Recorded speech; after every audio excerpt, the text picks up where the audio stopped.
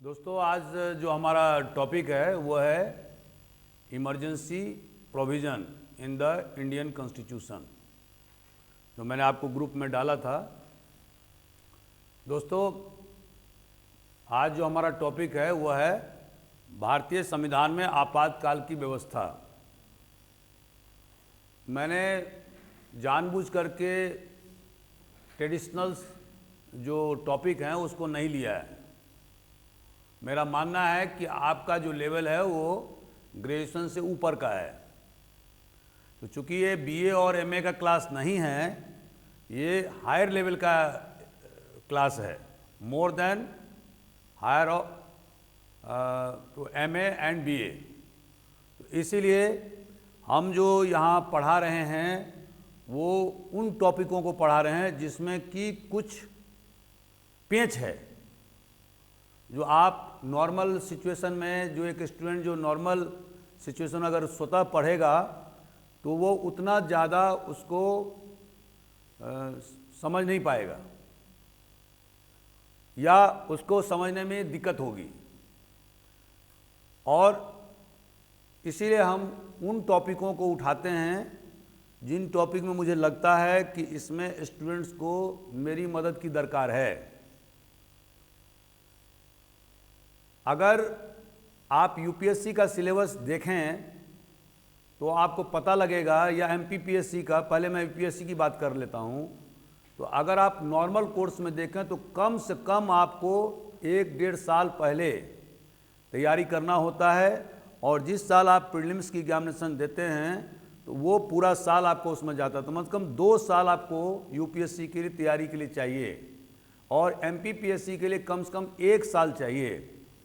तब आप अच्छे ढंग से तैयारी कर सकते हैं और सफलता प्राप्त कर सकते हैं। ये चीज़ उन स्टूडेंट ऊपर लागू नहीं है जो अपने बैच में या जिन्होंने एमए या बीए या इंजीनियरिंग के किसी विधा में जो टॉपर रहे हैं, जो मोर देन एवरेज रहे हैं। मैं उनकी बात नहीं करता हूँ।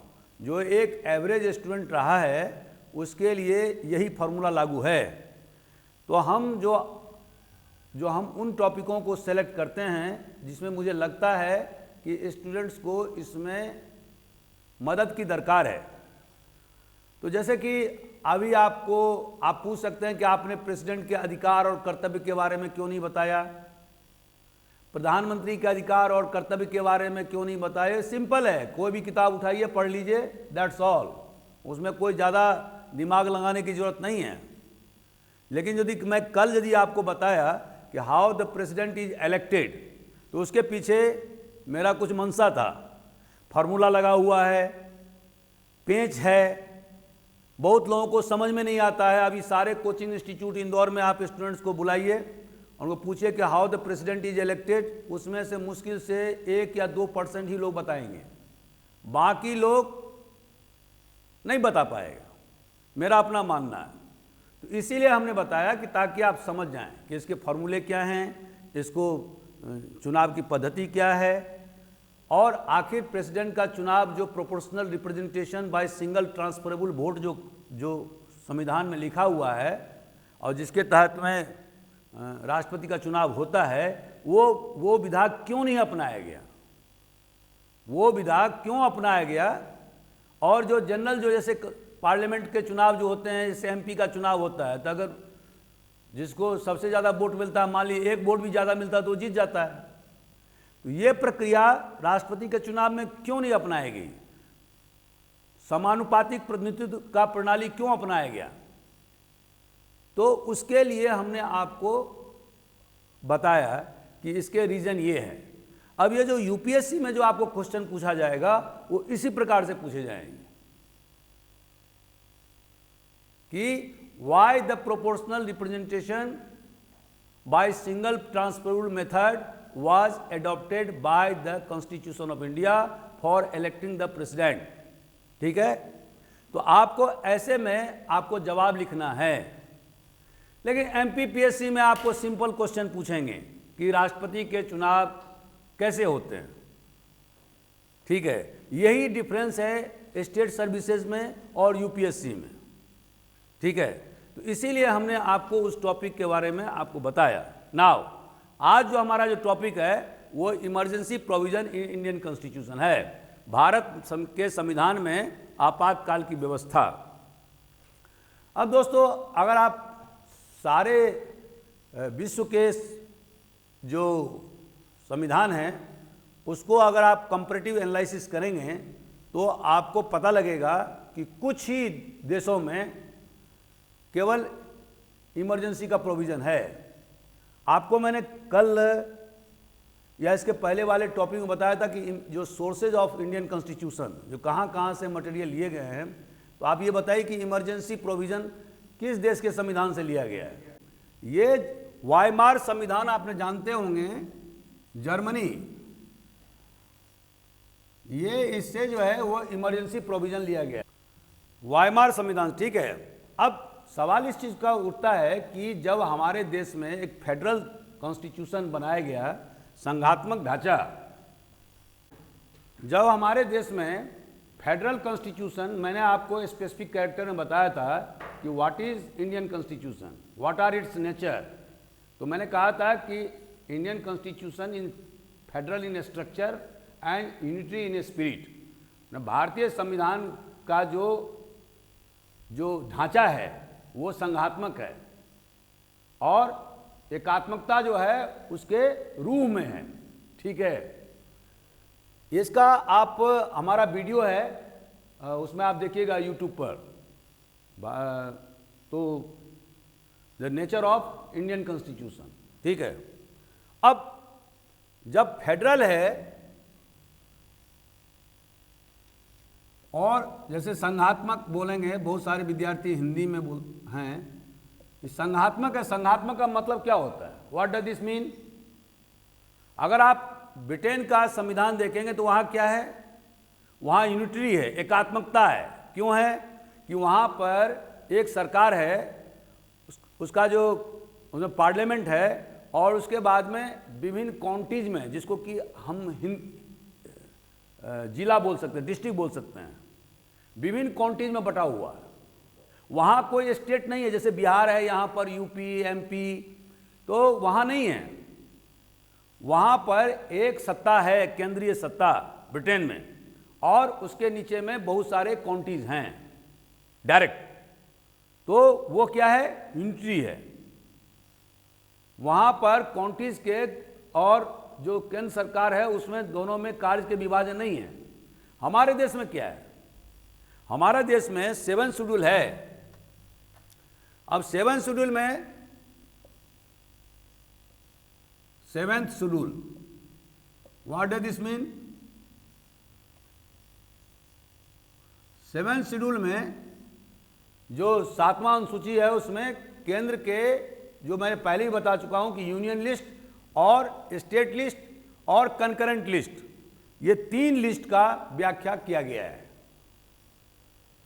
यूनियन लिस्ट में 100 आइटम हैं जिसमें कि पार्लियामेंट को पूरा अधिकार है उस पर कानून बनाने का। जो स्टेट लिस्ट है, पहले 66 था, अब 61 आइटम है, उस पर स्टेट गवर्नमेंट को कानून बनाने का अधिकार है। और कंकरेंट लिस्ट में पहले 47 था, अभी 41 है शायद, जो भी आप लोग देख लीजिएगा, उस पर केंद्र और राज्य सरकार दोनों को कानून बनाने का है अधिकार।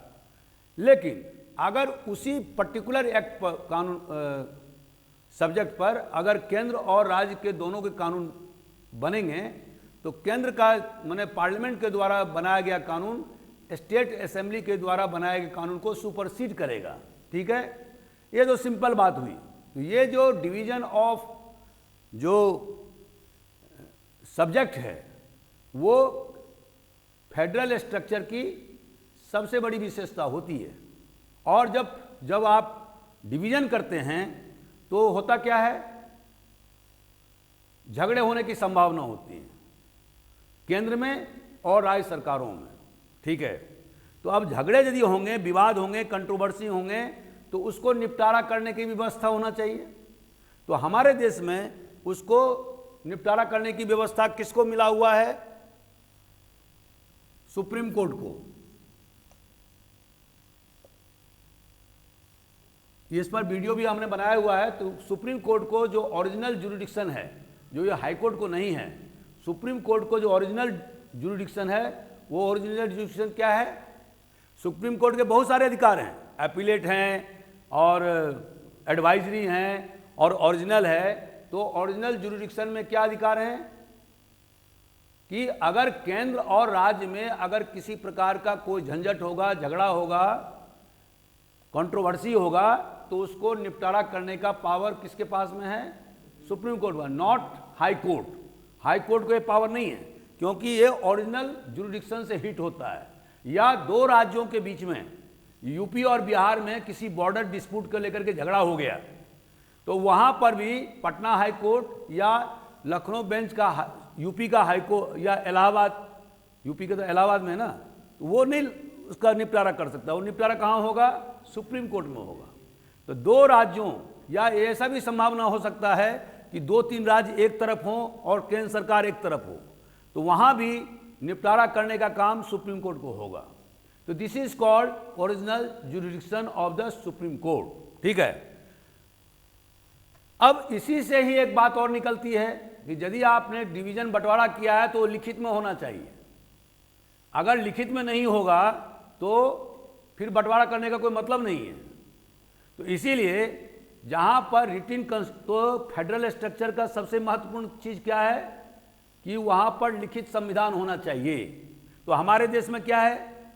हमारे देश में एक लिखित संविधान है जिसमें सभी पावर लिखे गए हैं कि किसको क्या क्या अधिकार दिया गया है, कौन कौन कॉन्स्टिट्यूशनल बॉडी है, किसको कितना अधिकार दिया गया है, क्या कर्तव्य दिए गए हैं, सारा चीज जो है वो कॉन्स्टिट्यूशन में लिखे गए हैं। और आज जो हम व्याख्या कर रहे हैं इमरजेंसी प्रोविजन का, वो क्या है? चूंकि लिखित है इसीलिए हम उसकी व्याख्या प्रस्तुत कर रहे हैं। लेकिन अब जब हमारे देश में फेडरल स्ट्रक्चर है, संघात्मक ढांचा है, तो फिर इमरजेंसी प्रोविजन क्यों है? व्हाई? वो इसीलिए है कि हमारे संविधान निर्माताओं ने देखा कि देश 200 वर्षों तक गुलाम रहा और उसके पहले हम 500-600 वर्षों तक मुसलमानों के आक्रमणकारियों के शिकार रहे। और वो क्यों हुए? क्योंकि देश खंड खंड में विभाजित था।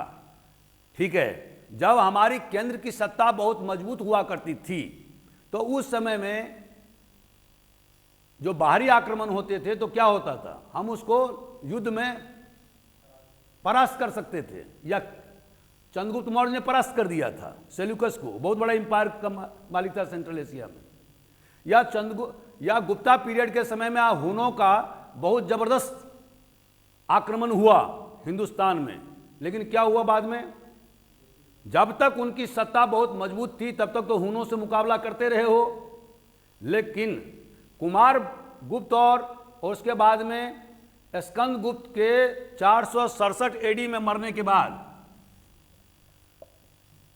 मुझे तो एकाएक याद भी आ जाता है, 467 एडी में स्कंद गुप्त के मरने के बाद में हुनों का जबरदस्त आक्रमण शुरू हो गया। और इसके बाद में क्या देखते हैं कि हिंदुस्तान, उत्तर भारत पूरी तरह से विखंडित हो गया। Even after the death of Harshvardhan. Harshvardhan का डेथ कब हुआ? 647 एडी में। तो आप क्या देखते हैं? तो हमारे संविधान निर्माताओं ने देखा कि जब भी देश कमजोर हुआ है तो इस पर विभिन्न प्रकार के आक्रमण हुए हैं और देश गुलाम हो गया है। आप इसका अंदाजा लगा सकते हैं कि पलासी के युद्ध में मात्र 3000 अंग्रेजों ने 1.5 लाख सेना को हराया था। यह हमारे देश की सबसे बड़े नैतिक पतन का द्योतक था। उसमें भी 2500 तो हिंदुस्तानी ही सिपाही लड़ रहे थे अंग्रेजों की तरफ से, ये यूपी बिहार वाले। ठीक है। और 500 केवल अंग्रेज था, 450-500। तो आप अंदाजा लगा सकते हैं कि बंगाल इतना बड़ा सूबा, जो मुगल साम्राज्य का सबसे बड़ा रिच सूबा था, जो मैंने आपको बताया, उसकी दुर्दशा क्या थी। तो इसीलिए संविधान निर्माताओं ने कहा कि नहीं, हमने फेडरल स्ट्रक्चर की अवधारणा तो किया, क्योंकि हिंदुस्तान एक कॉन्टिनेंटल डायमेंशन का कंट्री है, ये ब्रिटेन नहीं है। ब्रिटेन की आबादी, ब्रिटेन का क्षेत्रफल कितना है? एक बिहार के बराबर है। तो उसको एकात्मक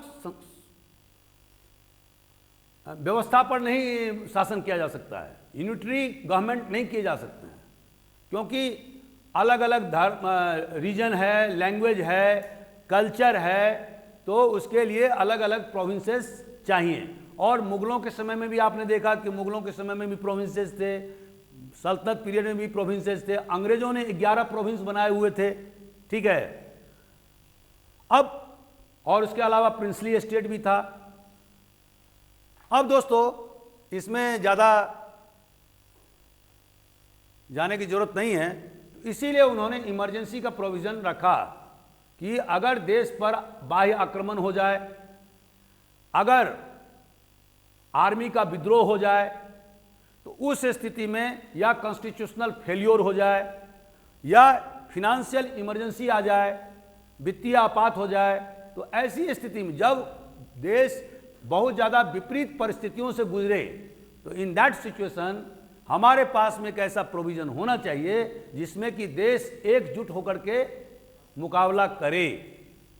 और वहाँ पर जो फिसिपेरस टेंडेंसीज हैं, जो विभिन्न प्रकार के जो वेस्टेड इंटरेस्ट हैं देश के अंदर में, वो अपना सर ना उठा ले और वो एंटी पार्टी के साथ मिल ना जाए, ठीक है। अपने देश में ये पुराना इतिहास रहा गद्दारों का, आपको मालूम होना चाहिए, ठीक है। कुछ लोग जाकर के एंटी पार्टी से मिल लेते हैं, अभी भी गांव देहातों में आप देखते होंगे। ये कि पुराना सगल है हमारे देश में, उससे बचने के लिए उन्होंने इमरजेंसी प्रोविजन लगाया। अगर देश पर बाह्य आक्रमण, पहले यहाँ पर इंटरनल डिस्टर्बेंस हुआ लिखा था ओरिजिनल संविधान में, अब 44वें संविधान संशोधन के द्वारा इंटरनल डिस्टर्बेंस को क्या बोलेंगे, आंतरिक हिंसा जो भी है डिस्टर्बेंस, लेकिन अब यहाँ पर वो वर्ड हटा करके आर्म्ड रिवेलियन कर दिया गया है, मतलब सशस्त्र संघर्ष। यदि सेना के द्वारा कोई, हाँ, सशस्त्र विद्रोह कर सकते हैं। और एक्सटर्नल अटैक के बारे में तो आपको मालूम ही है कि अगर बाह्य आक्रमण हो, वार हो, तो ऐसी स्थिति में 352। दूसरा है 356, जब कॉन्स्टिट्यूशनल मिशनरीज ध्वस्त हो जाए, ठीक है, और सरकार चलाना, संविधान के अनुसार चलाना मुश्किल हो जाए, तो उस स्थिति में आर्टिकल 356 का प्रावधान है और इसका सैकड़ों बार इसका इस्तेमाल किया गया, आप लोग सभी इससे वाकिफ हैं। और तीसरा 360, आर्टिकल 360, ये क्या है, फिनेंशियल इमरजेंसी। मतलब इमरजेंसी मतलब वो आपातकाल, जब देश में मतलब बहुत प्रकार के वित्तीय आपातकाल हो सकते हैं, जैसे कि हम जो आयात करते हैं सामान, और उस सामान को पैसा देने, हमारे पास में पैसा नहीं है, फॉरेन एक्सचेंज नहीं है, ठीक है, तो ये भी एक समस्या हो सकता है, जैसे चंद्रशेखर सरकार के समय में हुआ। हालांकि वो वित्तीय आपातकाल उस समय में घोषित नहीं हुआ, अभी तक हिंदुस्तान में वित्तीय आपातकाल घोषित नहीं हुआ है, ये आपको याद रखना है एग्जाम पर्पज से। दूसरा 356 जो है वो अनेक बार इसका उपयोग हुआ है और कुछ बार उपयोग भी हुआ है, इसके बारे में हम बताएंगे। और आर्टिकल 352 में 3 बार इसका उपयोग हुआ है, ठीक है। एक बार जब चाइना के साथ में हिंदुस्तान जो लड़ाई हुआ था, एक पाकिस्तान के समय में जब हुआ था, पाकिस्तान से हमारी लड़ाई हुई थी, और एक चौथा जो है आंतरिक, ये तो 3 जो हुए वो बाह्य आक्रमण के कारण हुए थे। जो पहला जो है ना चाइनीज युद्ध के समय में हुआ था 1962 में, फिर दूसरी बार लगाया गया 1965 में जो पाकिस्तान के साथ हमारा युद्ध हुआ। तीसरा बांग्लादेश का जो है, हाँ, तो वो हुआ। और उसके बाद में ये तो सारे जो 3 हुए वो केवल बाह्य आक्रमण के कारण हुए, लेकिन इंटरनल डिस्टर्बेंस, उस समय में इंटरनल डिस्टर्बेंस संविधान में लिखा हुआ था, वो जो है ना श्रीमती इंदिरा गांधी ने लगाई थी 1975 में, और 77 में तो हटा ही ली, और फिर जनता गवर्नमेंट बन गई थी। तो ये 3 इंपॉर्टेंट हमारे जो प्रोविज़न है वो इमरजेंसी प्रोविज़न है। और ये इमरजेंसी प्रोविजन या आपातकाल का प्रोविजन इसीलिए लगाया गया ताकि अगर असामान्य परिस्थिति हो तो उसमें देश एकजुट होकर के उसका मुकाबला कर सकता है। ठीक है, दैट्स ऑल। आपको मैंने अभी बताया था आर्टिकल 352 के बारे में कि मूल जो संविधान था उसमें इंटरनल डिस्टर्बेंस की बात लिखी हुई थी। 44th अमेंडमेंट जो जनता गवर्नमेंट के द्वारा लाया गया उसमें इंटरनल डिस्टर्बेंस माने आंतरिक विद्रोह के स्थान पर आर्म्ड रिबेलियन वर्ड माने सशस्त्र विद्रोह वर्ड रखा गया। ठीक है, क्यों? क्योंकि बाद के कोई गवर्नमेंट इंटरनल डिस्टर्बेंस का सहारा लेकर के पुनः देश में आपातकाल घोषित नहीं करे।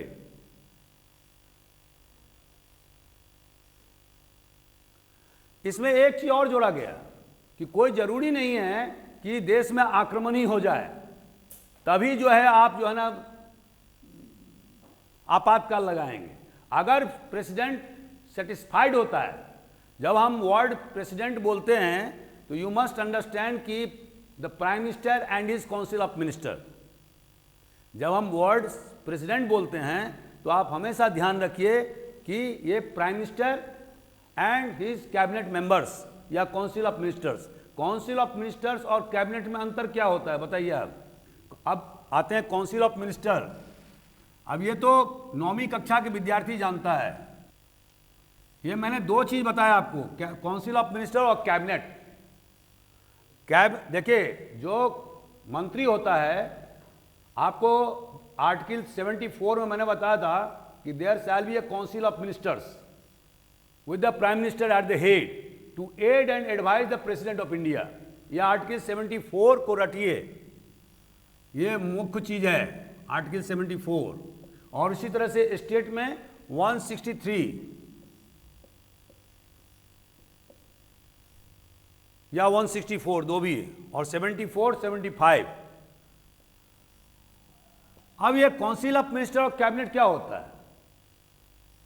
आप देखेंगे कि भारतीय संविधान में हमेशा काउंसिल ऑफ मिनिस्टर्स का उपयोग किया गया है, कैबिनेट का बहुत कम जगह उपयोग है। ठीक है, जो मिनिस्टर्स होते हैं वो 3 प्रकार के होते हैं। पहला कैबिनेट रैंक के, और एक था डिप्टी। ये 3 प्रकार के मंत्री होते हैं। लेकिन जो कैबिनेट की बैठक होती है, हमेशा प्रधानमंत्री के साथ में जो बैठक होती है, आपने पेपर में पढ़ते होंगे कैबिनेट की बैठक हुई, तो उसमें सिर्फ और सिर्फ कैबिनेट रैंक के मंत्री ही भाग लेते हैं।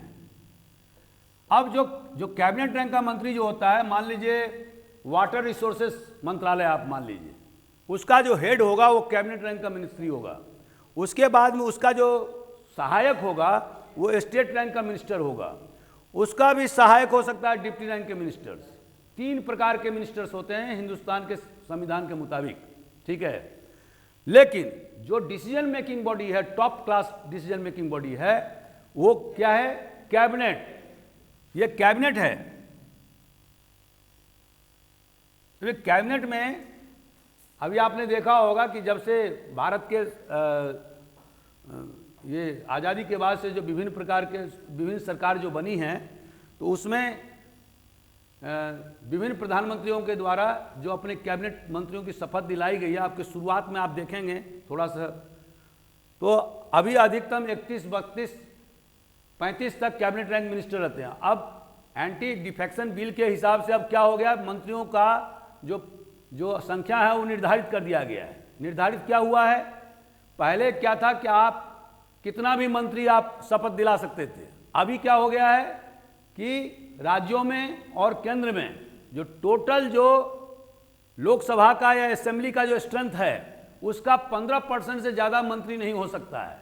ठीक है, और जब 15% मंत्री हम बोलते हैं तो उसमें तीनों प्रकार के मंत्री शामिल हैं। ठीक है, तो ये आपको मालूम होना चाहिए, उससे आप ज़्यादा एक्सीड नहीं कर सकते हैं। ठीक है, जैसे कि मान लीजिए एमपी में 230 है एमएलए की संख्या, हाउस का 4.5,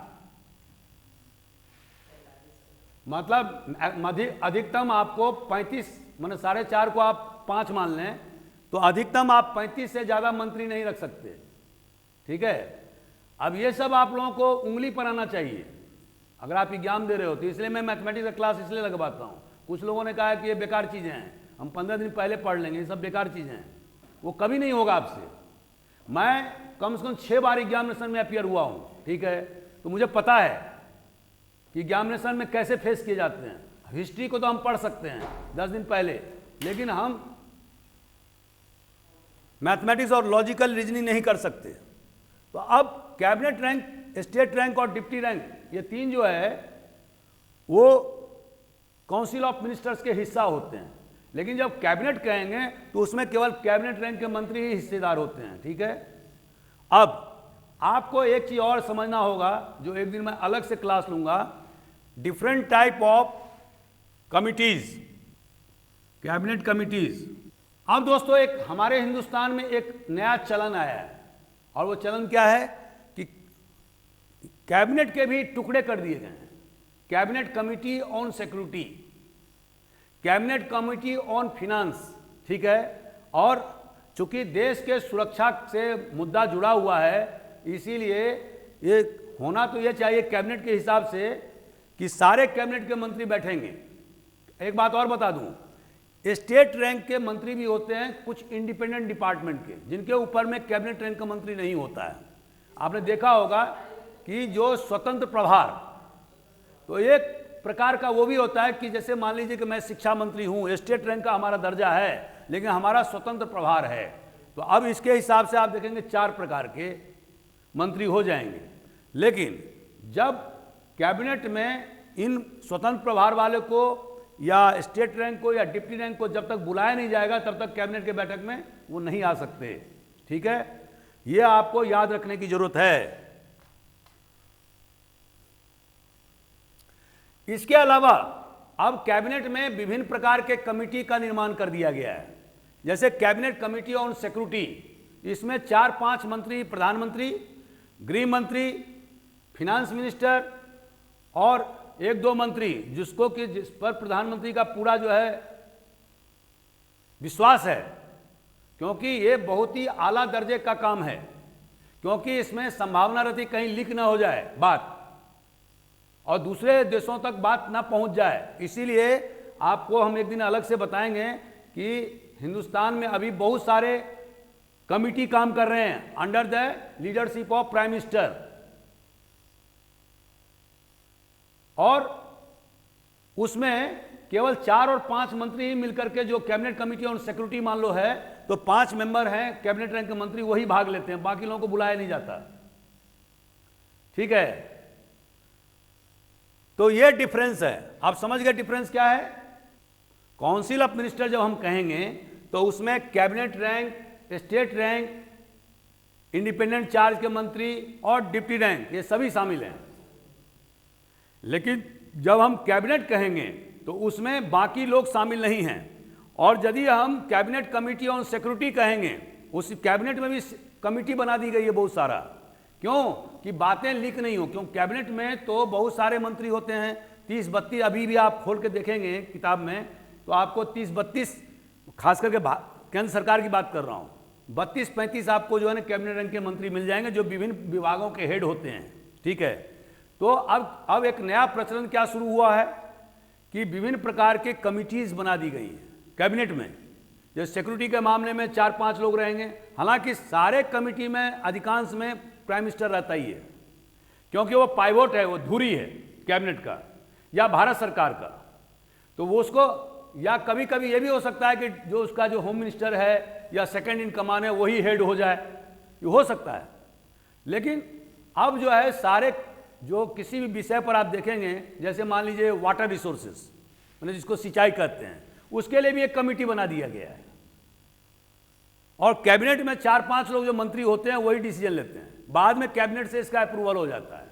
क्योंकि कमिटी का, कैबिनेट कमिटी ऑन सिक्योरिटी हो या cabinet committee for other purpose, ये संविधान में कोई नियम नहीं है, ठीक है। हिंदी में वो काउंसिल ऑफ मिनिस्टर बोलते हैं मंत्रिमंडल, ठीक है। अब दोस्तों 44वें संविधान संशोधन के द्वारा क्या हुआ, पहले यह था कि जब वार होगा, एग्रेशन होगा, युद्ध होगा, तब प्रोक्लामेशन की जाएगी, मतलब उद्घोषणा किया जाएगा। अब उसमें यह कहा गया कि अगर प्रेसिडेंट को यह लगता है राष्ट्रपति को यह लगता है कि इमिनेंट डेंजर है देश पर, माने अनिवार्य खतरा हो गया है, माने वार का, एग्रेशन का या आर्म्ड रिबेलियन का, जो उसमें सशस्त्र विद्रोह का, तो वो इमरजेंसी प्रोक्लेम कर सकती है, घोषणा कर सकती है। लेकिन ऐसे घोषणा को पहले ओरिजिनल संविधान में था 2 महीने में उसको अप्रूवल, अभी 44वें संशोधन के द्वारा क्या किया गया, 1 महीना कर दिया गया। अब जब आपने उद्घोषणा किया तो आपको 1 महीने के अंदर में दोनों, अब यहां देखिए लोकसभा और राज्यसभा, दोनों से आपको पास कराना होगा। जो आपने इमरजेंसी, जो प्रेसिडेंट ऑफ, अभी तो मैं कहने के लिए केवल प्रेसिडेंट ही बोलूंगा, बार बार council of ministers and prime minister ये सब नहीं बोलूंगा। आपके दिमाग में ये बात रखना है कि प्रोक्लामेशन कौन करता है, तो हम कहेंगे कि प्रेसिडेंट, क्योंकि अल्टीमेटली प्रेसिडेंट के दस्तखत से ही प्रोक्लामेशन होते हैं या उद्घोषणा होता है, ठीक है, तो हम बार बार इसी का इस्तेमाल करेंगे। लेकिन आपको मालूम होना चाहिए कि proclamation on the advice of the prime minister with the council of ministers या कैबिनेट रैंक मिनिस्टर्स, ये होता है। ये एक स्टूडेंट, आप स्टूडेंट के नाते आप समझिए, आप में और लेमैन में, दोनों में, आम जनता में यही फर्क होना चाहिए, ठीक है। अब इसमें मैंने क्या कहा कि 1 महीने के अंदर में इसको अप्रूव कराना होगा। पहले के संविधान में क्या था, 2 महीने में कराना होगा। ये 1 महीना का प्रावधान कहाँ आया, 44वें संशोधन के कि हर एक व्यक्ति में, अब थोड़ा सा हट के बात करता हूँ, कंपटीशन, ये थोड़ा ये रहने दो, ये अच्छी बात बताया है। सफलता के मूल मंत्र क्या हैं? एक होता है स्ट्रॉन्ग पॉइंट और एक होता है वीक पॉइंट, ठीक है। आप देखिए कि हमारा स्ट्रॉन्ग पॉइंट क्या क्या है, लिखिए कागज में, और वीक पॉइंट क्या क्या है। तो मान लीजिए स्ट्रॉन्ग पॉइंट जो है उसमें आप स्कोर कर रहे हैं 7, ठीक है, और वीक पॉइंट जो है उसमें स्कोर कर रहे हैं आप 2। तो स्ट्रॉन्ग पॉइंट को आगे बढ़ाना आसान है। हम इसको मान लो कि इसका जो टोटल पूर्णांक है वो है 10, स्ट्रॉन्ग पॉइंट का भी पूर्णांक 10 है और वीक पॉइंट का भी पूर्णांक 10 है, ठीक है। तो आप स्ट्रॉन्ग पॉइंट को बढ़ा करके 10 पर तो नहीं ले जा सकते हो, वो तो एक्सेप्शनल काम हो जाएगा, 9 पर कर सकते हैं आप। लेकिन जो वीक पॉइंट है उसको आपको बढ़ाने की जरूरत है। इसको आपको बढ़ाना है तो ये कभी भी आपका 5 से ज़्यादा नहीं बढ़ेगा, 5 और 6 मैक्सिमम हो गया। ये अगर आपका ये 2 से 5 या 6 हो गया तो आप सफल हो जाओगे। मैं अभी आपकी बात ही नहीं कर रहा हूं, मैं एक सफलता के सूत्र बता रहा हूं स्टूडेंट्स को कि स्ट्रॉन्ग पॉइंट जो है, आप देखिए कि हमारे सब्जेक्ट्स में कौन कौन से स्ट्रॉन्ग पॉइंट हैं, किस विषय में हमारी मजबूती है, उसको थोड़ा सा और बढ़ाने की कोशिश करिए, ताकि आप, अगर मान लीजिए पूरा पूर्णांक 10 है तो आप 10 पर ले जाइए, ठीक है। लेकिन 10 नहीं होगा, मान लीजिए 9 तक हो गया तो आप फतह कर जाओगे। लेकिन जो 2 है आपका, जो वीक पॉइंट में जो 2 है, वो आपके लिए बहुत बड़ा डैमेजिंग है, तो उसको किसी भी तरह से उसको 5 पर ले जाना है। नाउ अगर वीक पॉइंट आपका 50% हो गया, मतलब 5 मतलब 50% 10 में से, और अगर स्ट्रॉन्ग पॉइंट 9 हो गया तो आपको सक्सेस से कोई रोक नहीं सकता है। लेकिन आप वीक पॉइंट को अगर 9 करने जाओगे तो आपका बहुत धन जन और ऊर्जा खराब होगा, और संभावना यह है कि आपका होगा या नहीं होगा, गॉड नोज।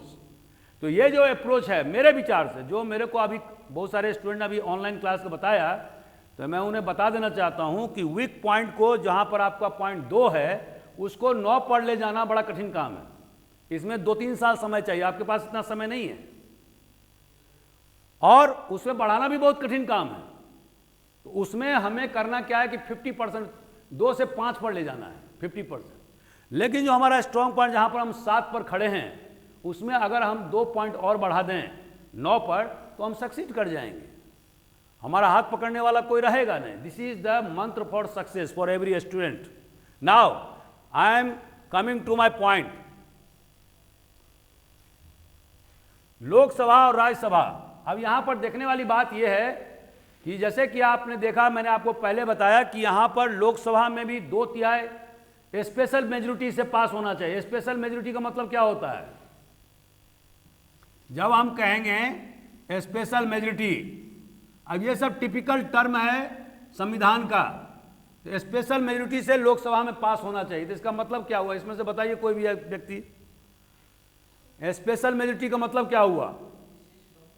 नहीं, क्या व्याख्या करो ना आप। स्पेशल मतलब तो विशेष जानते ही है, मेजोरिटी मतलब बहुमत होता है, तो हिंदी आपने कह दिया। What does this indicate? इसका माने क्या होता है? स्पेशल मेजोरिटी जब हम कहेंगे तो इसका मतलब क्या होता है? जैसे हमने 2/3 बहुमत कहा तो उसका माने होता है कि 2/3। तो स्पेशल मेजोरिटी जब हमने कहा तो उसका मतलब क्या हुआ? स्पेशल मेजोरिटी मतलब, तो हम अभी पहले आपको बता देते हैं कि स्पेशल मेजोरिटी से लोकसभा और राज्यसभा दोनों में अलग अलग बहुमत पास होना चाहिए। Whenever the question arises as to the constitutional amendment, ये इमरजेंसी का क्या है? कॉन्स्टिट्यूशनल अमेंडमेंट है, अंडरस्टैंड पॉइंट। तो वहां पर क्या होगा? आपको राज्यसभा और लोकसभा दोनों को बराबर अधिकार प्राप्त हैं, and there is no provision for the joint sitting of parliament. इसमें अगर डेडलॉक हो जाए कॉन्स्टिट्यूशनल अमेंडमेंट में, तो वहां पर जो ऑर्डिनरी बिल में है, तो यहां पर क्या है कि ज्वाइंट सिटिंग का कोई प्रावधान नहीं है। आपको अलग अलग हाउस में स्पेशल मेजोरिटी से पास कराना होगा। अब स्पेशल मेजोरिटी क्या है? अलग अलग पास कराना होगा, मतलब राज्यसभा को भी उतना ही अधिकार है जितना लोकसभा को है। ठीक है, यस, वो 1 महीना में कराना होगा, नहीं तो क्या होगा? इमरजेंसी का हश्र क्या होगा? खत्म हो जाएगा। ठीक है, अब सवाल उठता है कि स्पेशल मेजोरिटी क्या है? अब यही इस क्लास की विशेषता है। आपने किताब में 50 बार ये वर्ड आएगा आपके पास में। आप भी ऐसे ही हवा में बात करते होंगे कि अरे चलो स्पेशल मेजोरिटी होता है, विशेष बहुमत। लेकिन विशेष बहुमत होता क्या है? तो मैंने कल आपको बताया था कि विशेष बहुमत के लिए जो सदन का जो टोटल स्ट्रेंथ है उसका 50% प्लस 1, जैसे मैंने कल बताया था आपको। हाँ, नहीं, वो नहीं बताया था मैंने, इम्पीचमेंट में बताया था, महाभियोग में बताया था। नहीं, महाभियोग में मैंने बताया था, वो मैंने बताया। तो स्पेशल मेजोरिटी मतलब क्या हुआ कि जैसे मान लो राज्यसभा का टोटल स्ट्रेंथ कितना है? 250। तो 250 का आधा कितना होता है? 125। अब प्लस कितना होगा? 1, कितना हो गया? 126। मान लो उस तारीख को जहां पर कि इमरजेंसी वो हो रहा है, मान लो वहां पर उस समय में राज्यसभा का जो सदस्य संख्या है वो 240 ही है। इसका आधा कितना होगा?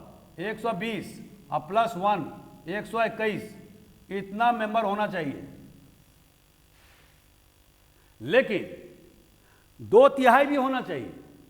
माने ये तो हुआ एब्सोल्यूट मेजोरिटी, लेकिन प्लस 2/3 मेजोरिटी। अब वो जो ज्यादा हो, मान लीजिए उस दिन लोकसभा राज्यसभा में मात्र 90 एमपी बैठा हुआ है। जब इमरजेंसी के उद्घोषणा का अप्रूवल के लिए आया तो उस दिन राज्यसभा में 90 एमपी बैठा हुआ है। तो 90 एमपी बैठा हुआ तो 2/3 कितना हुआ? 60 हुआ। 90 का 2/3 कितना होगा? 60 हुआ। अब कायदे से अगर 2/3 बहुमत हो तो आप देखते हैं कि इसमें तो पास हो जाना चाहिए, लेकिन उसमें स्पेशल मेजोरिटी क्या है? It should not be less than 121। It should not be less than 121 because absolute majority जो है राज्यसभा का जो सदस्य संख्या वो कितना है? At that point of time 240। तो होना यह चाहिए कि उसमें एक जो है 121। अब यहां पर कितना लोग हो रहा है? 60। ये पास नहीं होगा। व्हिचएवर इज बिगर, इसका मतलब यह हुआ अगर मान लीजिए यहीं पर 200, मान लो 230 एमपी बैठा हुआ है वहां पर उस दिन, 230 एमपी बैठा हुआ है, इसका 2/3 कितना होता है? गुना 2/3 कर देंगे तो 3 × 7 21, 2 पर 20, 3 × 18, 2 पर 20 .6, और तो मान लो 0.6 है तो 77 हो गया ये, और गुणित हो गया 2, 7 दूनी 14, 1, 7 दूनी 14, 1 15, 154 MP का वोट मिलना चाहिए। ठीक है, 2/3। अगर राज्यसभा में उस दिन 230 सदस्य वहां बैठा हुआ है, ठीक है, ये क्या है 121 से ज्यादा है, तो व्हिच एवर इज बिगर, हमने क्या कहा आपको, माने दोनों का कॉम्बिनेशन मिलना चाहिए, तो यह प्रस्ताव पारित हो जाएगा। क्यों कि मेजोरिटी में एब्सोल्यूट मेजोरिटी 121 चाहिए, और हमें जो प्राप्त हो रहा है समर्थन वो 154 MP का मिल रहा है, तो आपको ये इसको बोलते हैं special majority. And what is the definition of this special majority? विशेष बहुमत मतलब it is the combination of the absolute majority plus 2/3 majority. Understand? Whichever is the bigger. हाँ, combination of absolute majority, absolute majority क्या होता है, आधा का आधा plus 1, that is called absolute majority, and 2/3 majority. ठीक है, व्हिच एवर इज बिगर, लेकिन दोनों का कॉम्बिनेशन होना चाहिए। आप समझ गए बात को? और यही मैंने आपको कल कहा था, जो इंपीचमेंट प्रोसीडिंग जो प्रेसिडेंट का होगा वो महाभियोग, उसमें भी स्पेशल मेजोरिटी को ही लगाया जाएगा। इसके अलावा जब आप किसी सुप्रीम कोर्ट और हाई कोर्ट जज का जो आप इंपीचमेंट प्रोसीडिंग करेंगे महाभियोग, तो उसमें भी आपको स्पेशल मेजोरिटी से पास कराना होगा। समझ रहे हैं आप? तो हमारे संविधान में स्पेशल मेजोरिटी का बहुत ज़्यादा महत्व है। अब दोस्तों हमने क्या कहा कि 1 महीने के अंदर में प्रस्ताव पास होना चाहिए। अगर वो प्रस्ताव पास नहीं होता है तो क्या हो जाएगा? निरस्त हो जाएगा। वैसे भी हाँ, एक इसमें और प्रस्ताव पॉइंट है। मान लीजिए कि उस समय में, जिस समय में प्रेसिडेंट ने आपातकाल की घोषणा किया और लोकसभा भंग हो चुकी है, माने लोकसभा एग्जिस्टेंस में नहीं है, तब क्या होगा? उसमें यह होगा कि राज्यसभा तो डिजॉल्व नहीं होता है, तो आपको राज्यसभा से स्पेशल मेजोरिटी में पास करना होगा, क्योंकि लोकसभा का अस्तित्व में नहीं है, क्योंकि वो डिजॉल्व हो चुका है। ठीक है, तो आपको राज्यसभा से 1 महीने के अंदर में स्पेशल मेजोरिटी से आपातकाल के उद्घोषणा को मंजूर कराना होगा। ठीक है, लेकिन अगर मान लीजिए राज्यसभा ने प्रस्ताव मंजूर कर दिया, ठीक है, एक अपन हम मान लेते हैं, तो जब लोकसभा के लिए चुनाव होगा, क्योंकि वो डिजॉल्व है, चुनाव होने के बाद में जब संसद सदस्य आएंगे, बैठक होगी, पहली बैठक के 1 महीने के अंदर, आप जानते हो ना कि शपथ ग्रहण जो समारोह होता है वहां से बैठक शुरू होती है। माने जिस दिन लीगली आपके चुनाव जीतने पर ही आप मेंबर नहीं बन जाते हो, आपको सदन में जब जिस दिन आप शपथ लिए उस दिन से आप आधिकारिक तौर पर उस सदन के मेंबर हुए। ठीक है, और आपको इलेक्शन कमीशन ने आपको पत्र दिया जीतने का सर्टिफिकेट, और वहां पर आप लोकसभा के सेक्रेटरी को आपने जमा किया कि ये हम जीत करके आए हैं, और आपको जब शपथ दिलाई गई उस दिन से आप कानूनी रूप से लोकसभा के या जैसे ही विधानसभा में हो सकता है आप मेंबर हुए। ठीक है, क्लियर? अब वहां से 1 महीने के अंदर आपको जो इमरजेंसी का जो प्रावधान है उसको पास कराना होगा। अगर मान लीजिए पास नहीं होता है तो क्या होगा? प्रोक्लामेशन खत्म हो जाएगा, उद्घोषणा का कोई अस्तित्व नहीं रहेगा। यह भी हो सकता है कि राष्ट्रपति किसी भी समय प्रोक्लामेशन खत्म कर सकता है। अब हम जब राष्ट्रपति कह रहे हैं तो आप समझ रहे हैं, उसके लिए खत्म करने के लिए कोई विशेष मोशन की जरूरत नहीं, रिजोल्यूशन की जरूरत नहीं है। ये कैबिनेट और उसके माने प्राइम मिनिस्टर का एक विवेकाधिकार है, डिस्क्रिशनरी पावर है कि वो राष्ट्रपति को सलाह दे कि अब इमरजेंसी की कोई जरूरत नहीं है, तो वो उसको रिवोक कर देगा या कैंसिल कर देगा। ठीक है, अब एक और इसमें प्रावधान है कि जब आपने पार्लियामेंट से अप्रूवल कराया तो हर 6 महीने पर आपको अप्रूवल कराने होंगे, लेकिन इसकी म्याद कोई फिक्स नहीं है कि कितने दिन तक कराना होगा। ठीक है, वो अनलिमिटेड चल सकता है। पूर्व के संविधान में क्या था, साल भर। अभी 44वें संशोधन के द्वारा क्या हो गया, 6 मंथ, ओनली 6 मंथ। लेकिन इसकी म्याद को बढ़ाई जा सकती है, लेकिन इसके लिए लोकसभा और राज्यसभा में अलग अलग आपको स्पेशल मेजॉरिटी से उस प्रस्ताव को पास कराना होगा, तभी इमरजेंसी बढ़ाई जा सकती है। ठीक है, लेकिन जो प्रेसिडेंट रूल जो 356 में है, उसके लिए क्या है नियम, उसके लिए यह है कि उसको अधिकतम 3 साल तक बढ़ाई जा सकती है, उसके बाद नहीं बढ़ाई जाएगी। ठीक है, और फिनेंशियल इमरजेंसी के लिए क्या प्रावधान है, अभी मैंने आपको इसमें 1 महीने के लिए बोला, वहां पर 2 महीने के लिए, 2 महीने के अंदर में आपको प्रस्ताव लोकसभा और राज्यसभा से पारित कराना होगा। तो ये सब छोटी छोटी जो बातें हैं उसको आपको दिमाग में रखना है। एक बात और क्या है कि जब आपका प्रेसिडेंट रूल मान लो इमरजेंसी मान लो लागू हो गया, तो फंडामेंटल राइट्स पर क्या इफेक्ट पड़ेंगे इसके। तो आपको बता दूं कि आर्टिकल 19 ये सस्पेंड किया जा सकता है। आर्टिकल 19 में 6 प्रकार के राइट्स हैं। Right to freedom of speech आप जानते होंगे, right to movement, right to have residence. ठीक है, ये सारे 6 प्रकार के समाप्त नहीं, सस्पेंड किया जा सकता है। लेकिन आर्टिकल 20 और 21 को किसी प्रकार से सस्पेंड नहीं किया जा सकता है। अब आर्टिकल 20 और 21 क्या है, अब ये देखिए बात ये है कि ये सारे चीज एक दूसरे से जुड़े हुए हैं। अगर आप मान लीजिए कि फंडामेंटल राइट्स नहीं पढ़े और आपने इसको पढ़ना चालू किया, आपके दिमाग में आएगा कि ये 20-21 क्या भला है।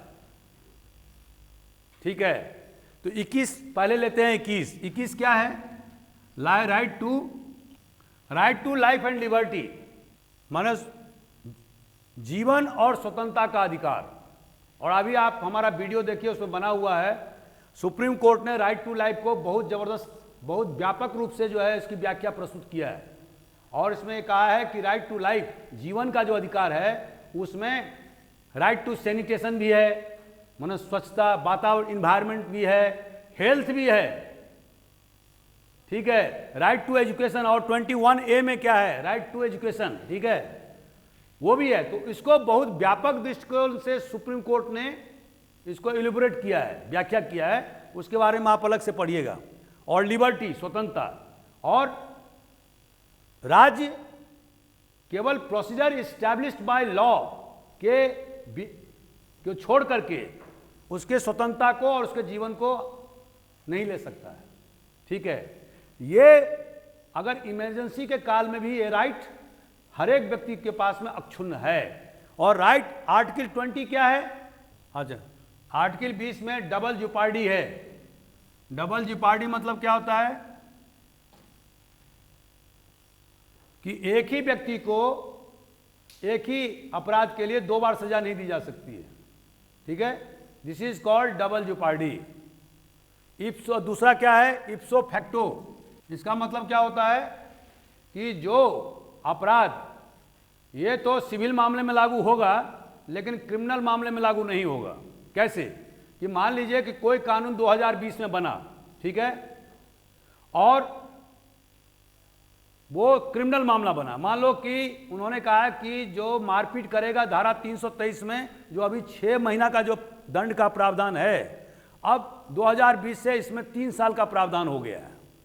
तो मान लीजिए ऐसा हो सकता है कि किसी ने 2019 में कोई मारपीट की घटना हो, किया हो, और उसका जो ट्रायल है वो कोर्ट में चल रहा हो 2019 से ही, क्योंकि घटना 2019 की है। तो ये क्रिमिनल एक्ट में ये लागू नहीं होता है, मतलब प्रोस्पेक्टिव कानून लागू मतलब नहीं होता, सॉरी रिट्रोस्पेक्टिव कानून लागू नहीं होता है। ठीक है, पीछे से नहीं होता है, लेकिन सिविल मामले में यह लागू हो सकता है। ठीक है, तो इसमें 4-5 पॉइंट हैं, इसको आप जरूर पढ़िएगा। जैसे ट्रायल चल का, तो ये ट्रायल आर्टिकल 20 के तहत चल रहा है। ठीक है, उसको आप रोक नहीं सकते। ठीक है, तो आर्टिकल 20 और 21 को सस्पेंड नहीं किया जा सकता है, लेकिन बाकी जो फंडामेंटल राइट्स हैं उसको निलंबित या सस्पेंड किए जा सकते हैं। क्लियर है? अगर मान लीजिए 1/10 मेंबर, लोकसभा का 1/10 मेंबर मतलब 55 सदस्य, अगर ये स्पीकर को लिख के दे दे जब इमरजेंसी हो कि हम इस पर चर्चा करना चाहते हैं कि आपातकाल को बढ़ाया जाए या ना बढ़ाया जाए, तो स्पीकर का यह दायित्व होगा कि वो लोकसभा का अधिवेशन बुलाए और वहां पर चर्चा हो सकता है कि वहां वोटिंग भी हो सकता है। हमारे यहाँ संसदीय प्रणाली है, सरकार तभी तक जिंदा रह सकती है जब तक कि उसको लोकसभा में बहुमत है। एक बार लोकसभा से बहुमत खत्म हुआ तो क्या होगा? सरकार गिर जाएगी। अगर 1/10 सदस्य ने स्पीकर को बोला कि आप जो है ना लोकसभा की बैठक आहूत करिए, और वहां पर स्पीकर ने लोकसभा की बैठक बुलाई और वहां पर स्पीकर ने चर्चा की मांग की, चर्चा के बाद में वोटिंग के लिए मांग कर दिया कि साहब कितने लोग पक्ष में कितने लोग विपक्ष में हैं, और वहां अगर जो अभी इमरजेंसी चल रहा है प्रेसिडेंट के उद्घोषणा के आधार पर, ठीक है, और वहां पर जो है ना आपातकाल के विरोध में, कंटिन्यूस में नहीं, विरोध में वोट डल गए कि नहीं हम लोग आपातकाल नहीं चाहते हैं, तो इसका माने क्या हुआ? सरकार गिर जाएगी। आपातकाल तो खत्म होगा ही, सरकार एक बहुत बड़े जबरदस्त संकट में पहुंच जाएगी, उसे इस्तीफा देना होगा, क्योंकि it shows that the government has lost majority इन लोकसभा। समझ रहे हैं आप? लोकसभा के जो कार्यकाल था उसको बढ़ाने के लिए 2 बार प्रस्ताव पारित किया लोकसभा में। ये तो उस समय में 1-1 साल का प्रावधान था। ये तो जनता गवर्नमेंट का जो 44वां जो संशोधन है, आपको 42वें संशोधन, 44वें और 43वें ये पूरे याद रखने होंगे। मैं 4-5 अभी क्लास को